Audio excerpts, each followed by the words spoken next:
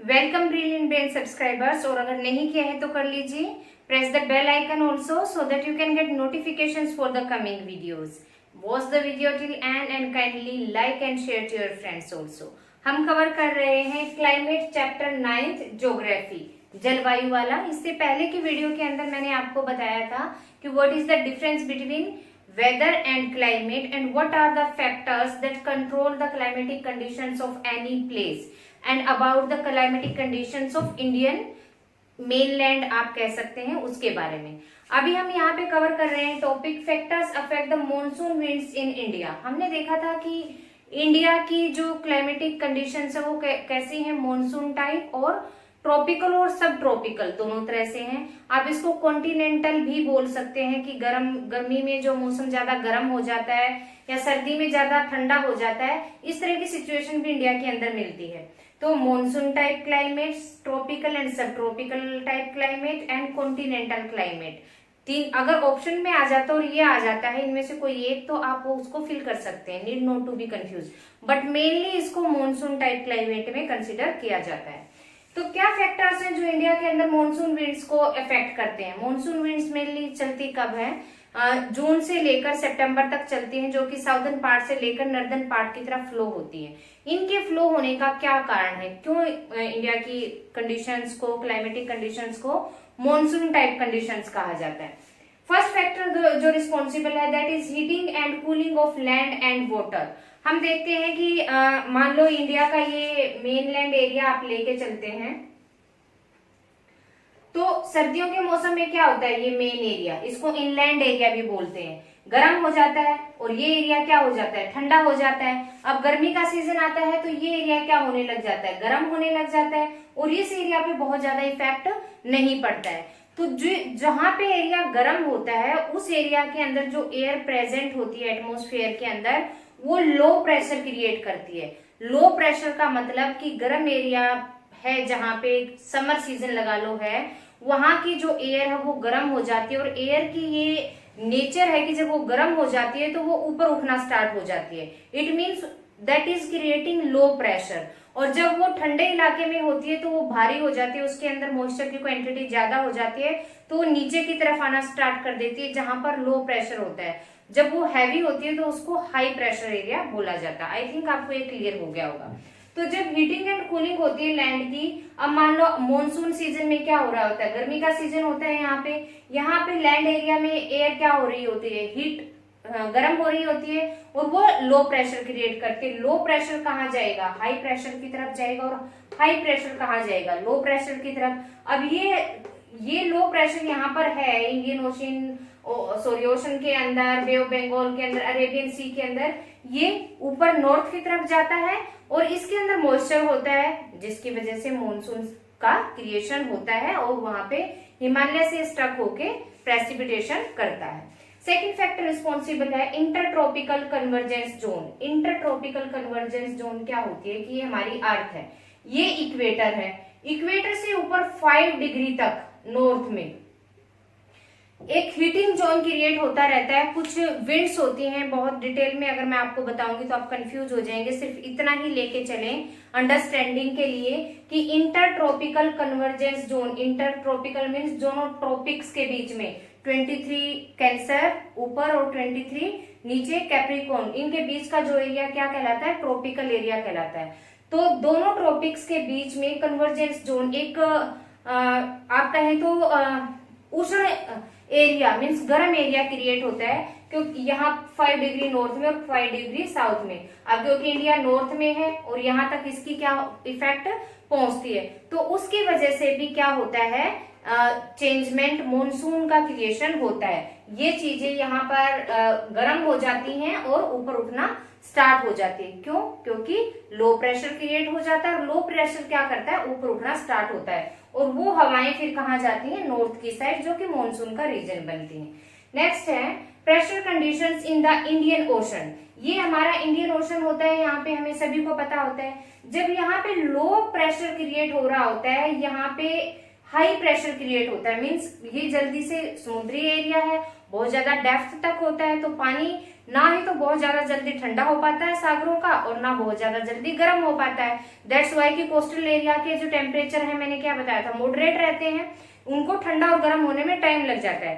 तो जब यहाँ पे लो प्रेशर हो रहा होता है, यहाँ पे हाई प्रेशर ही रहता है। अब वो साइक्लोन्स आते हैं, हवाएं चलती हैं, और उस टाइम पे मानसून का एक रीजन ये भी होता है कि ट्रॉपिकल एरिया पे गर्मी और भी ज्यादा बढ़ जाती है। जब हमारे यहाँ पे गर्मी का सीजन होता है तो वहां पे सारे ही ट्रॉपिकल एरिया में लो प्रेशर क्रिएट हो रहा होता है और हवाएं इस तरफ बहने लग जाती हैं, तो वो यहाँ से मॉनसून मॉइस्चर से भरी होती है, आगे जाके वो मॉनसून का रीजन बन जाती है। नेक्स्ट क्या कहता है, temperature and pressure condition in Tibetan plateau.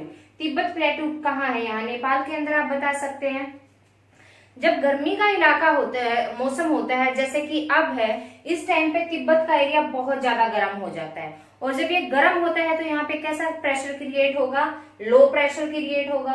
और वो लो प्रेशर क्या होता है कि साइक्लोन्स या आप हवाएं जो विंड्स होती हैं उनकी डायरेक्शन बदल के जेट स्ट्रीम्स यहाँ नॉर्थ में बह रही होती है हिमालय की तरफ, उनके साथ ये लो प्रेशर इधर की तरफ बहने लग जाता है, जिससे ये क्या होता है, और भी ज्यादा हवाएं यहाँ पर गर्म हो जाती हैं, और वो नीचे जाते हुए फिर लो प्रेशर की वजह से नीचे जाती हैं और फुल ऑफ मॉइस्चर होकर वापस आती हैं वाटर बॉडीज से। अब है जेट स्ट्रीम्स। जेट स्ट्रीम्स के बारे में मैंने आपको क्या बताया था कि जो ट्रोपोस्फेयर होता है, एटमॉस्फेयर का सबसे ऊपरी लेयर होता है, उसमें ये तेज हवाएं बहती हैं। गर्मियों में इनकी स्पीड 110 डिग्री तक होती है और सर्दियों में 184 तक भी चली जाती है। तो क्या बताया था मैंने कि गर्मियों में जेट स्ट्रीम्स हिमालय के साउथ की तरफ ज्यादा बहती हैं और वेस्टर्ली स्ट्रीम नॉर्थ की तरफ बहती रहती है, तो इनकी डायरेक्शन ऐसे साइकिल बनता रहता है और यहाँ पे से फिर ये वापस आती हैं और फुल ऑफ मॉइस्चर होकर दोबारा फिर से ऊपर की तरफ जाते हैं, जिससे कि मॉनसून की क्रिएशन होती है। So this is all about कि मॉनसून विंड्स कैसे आती हैं हमारे इंडिया के अंदर, मॉनसून का जो सिनेरियो है किस तरीके से फॉलो करता है या चलता है, कौन कौन से फैक्टर उसके रिस्पॉन्सिबल है और किस तरीके से रिस्पॉन्सिबल है, ये मैंने आपको बताया।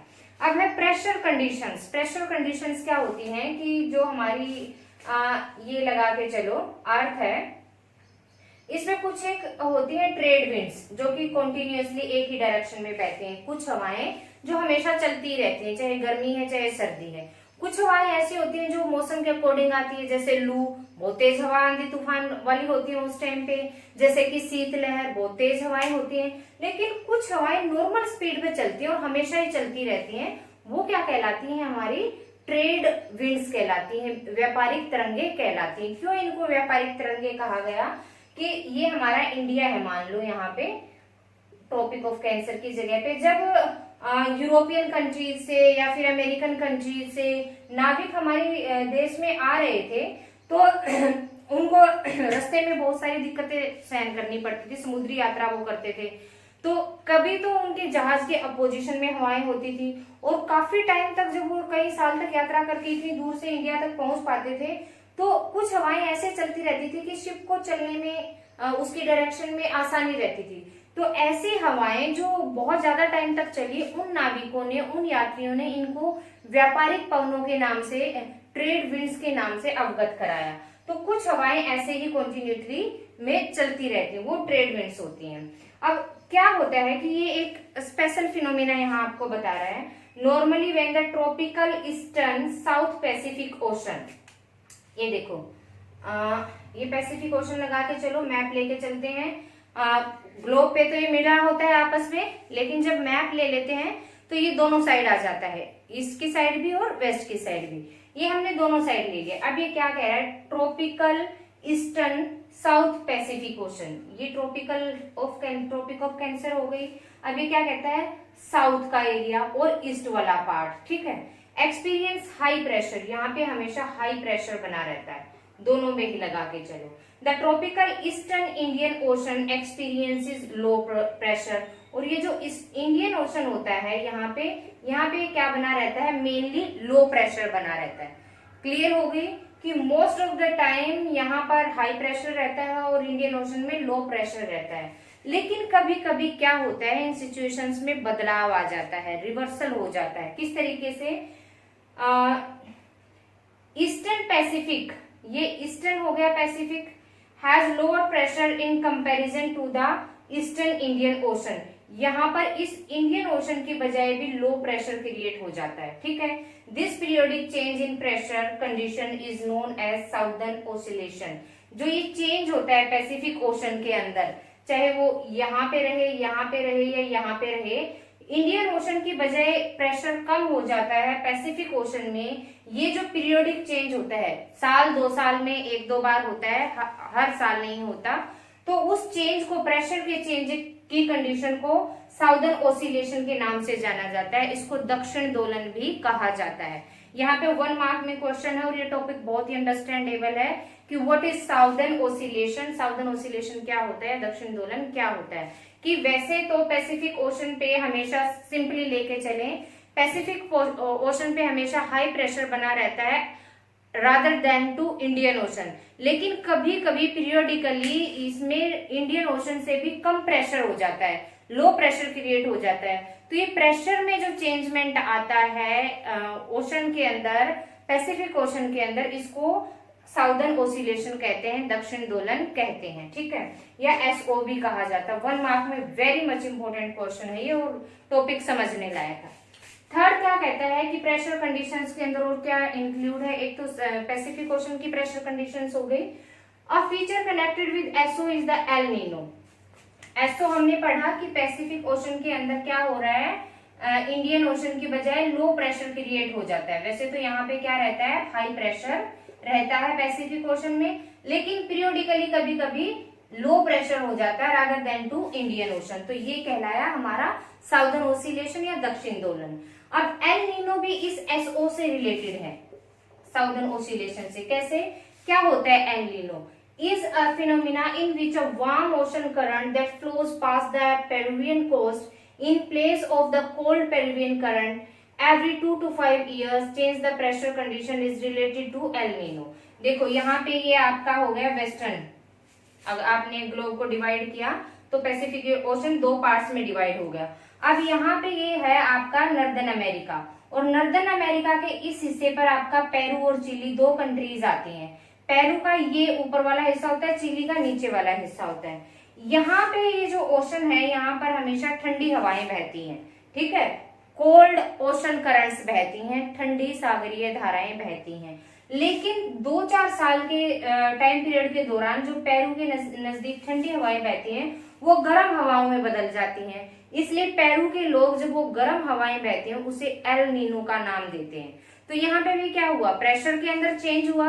वैसे तो हमेशा क्या था, हाई प्रेशर था, लेकिन वो किस में कन्वर्ट होता है 2 या 5 साल के अंदर, लो प्रेशर में कन्वर्ट होता है, गर्म हो जाती है वो। तो ये प्रेशर के अंदर जो चेंज हुआ, इसको पेरू के लोग क्या नाम देते हैं, एल नीनो का नाम देते हैं। तो कंफ्यूज होने वाली कोई जरूरत नहीं है। सिंपलेस्ट टू सिंपलेस्ट फॉर्म की पैसिफिक ओशन में जब हाई प्रेशर से लो प्रेशर के अंदर प्रेशर चेंज होता है तो वो साउदर्न ओसिलेशन कहलाता है। और जब पेरू के अंदर जो हमेशा ही ठंडी ओशन करंट्स बहती हैं, 2 या 5 साल में वो गर्म ओशंस में चेंज हो जाती हैं और लो प्रेशर क्रिएट करती हैं, वहां के लोग उसे एल नीनो कहते हैं। तो ये भी क्या है, ओशन करंट सी है, ठीक है। तो ये भी वेरी मच इंपॉर्टेंट टॉपिक है आपका, एल नीनो वाला भी और ओसिलेशन वाला भी अच्छे से क्लियर हो जाना चाहिए। अगर नहीं होता है तो feel free to ask me in comment section that where are you getting problems. अब ये आपकी दोनों चीजें क्लियर हो गई। अब क्योंकि एल नीनो एसओ से रिलेटेड है, इसलिए इसको ENSO के नाम से भी जाना जाता है, means El Nino southern oscillation भी इसको कहा जाता है, बट मेनली नाम इसका एल नीनो ही होता है। आज के वीडियो के अंदर इतना ही। इस वीडियो में, नेक्स्ट वीडियो के अंदर हम मॉनसून के बारे में, इंडिया के बारे में, कि कब ऑनसेट होता है, कब आता है, इस सब के बारे में डिस्कस करेंगे। Till then keep watching.